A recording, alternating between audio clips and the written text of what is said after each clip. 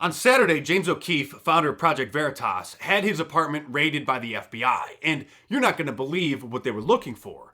Joe Biden's daughter's diary, which was allegedly stolen in a burglary last year. Until now, most people had never heard of Ashley Biden's diary, but some of us have because last year in October, just before the 2020 election, a website called nationalfile.com published excerpts of what they claimed were Ashley Biden's diary, which contained, let's just say, extremely disturbing entries about old Joe doing more than just sniffing her when she was a kid. I actually thought it was fake. National File's done some great work, and I didn't think that they fabricated it like the National Enquirer or other fake news outlet, but I thought that somebody just drew up a couple fake pages and took photos of it and sent it to them, and they just published it. So I dismissed it. I didn't cover it. Most people didn't cover it. But now the FBI just raided James O'Keefe's apartment looking for that diary, and it looks like a Project Veritas source gave it to National File, who then published it.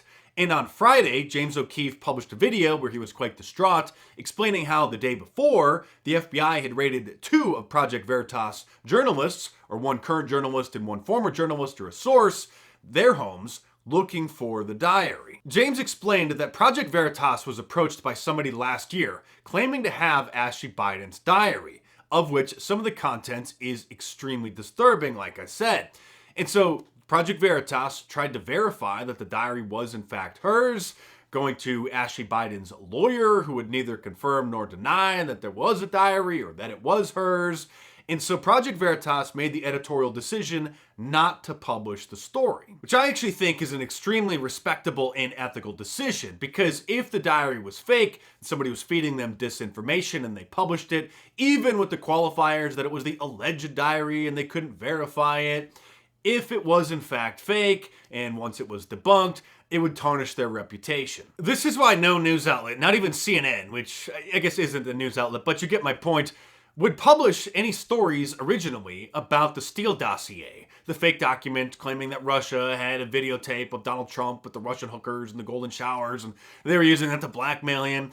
That story was being shopped around to every media outlet in the country for some time, and none of them covered it. None of them even hinted that such a document allegedly existed, because if that turned out to be fake, which of course it did, they didn't want to harm their reputation by sinking as low as the National Enquirer by publishing such a sensational story. Of course, BuzzFeed, which has no editorial standards, the clickbait bottom feeders of the internet, ran with the story. It started trending on Twitter, gave the liberal media industrial complex cover to then repeat the story like the Operation Mockingbird assets that they are, and the rest is history. The point is, Project Veritas didn't publish the story about Ashley Biden's diary because they couldn't verify that it was real.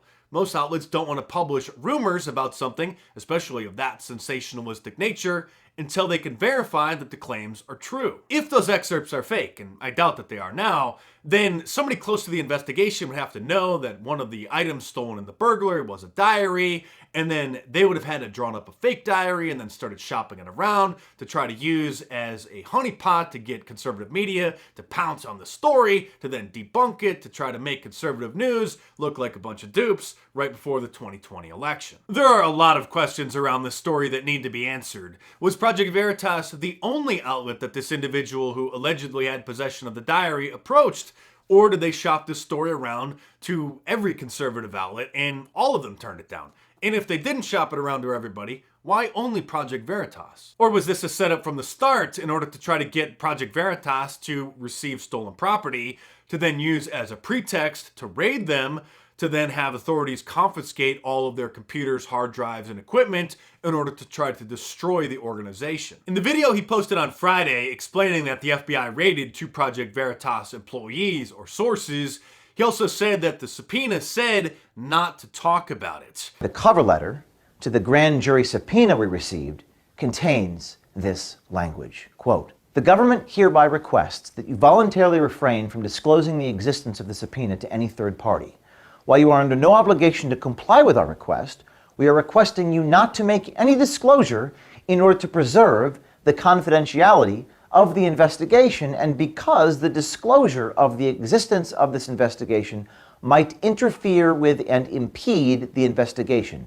And so then the very next day, he got raided. And if they were actually looking for the diary at James's apartment, Why wouldn't they raid everybody at the same time? Why would they wait the very next day and give James a full 24 hours to hide or destroy supposed evidence? You'd think that they would hit everybody at the same time so that they wouldn't know that the raids were coming. So far, James hasn't even acknowledged that his apartment was raided, but the neighbors say it was raided. The New York Times has sources in the FBI that say it was raided, and he may be under a gag order, or his lawyers may have just said to shut his mouth.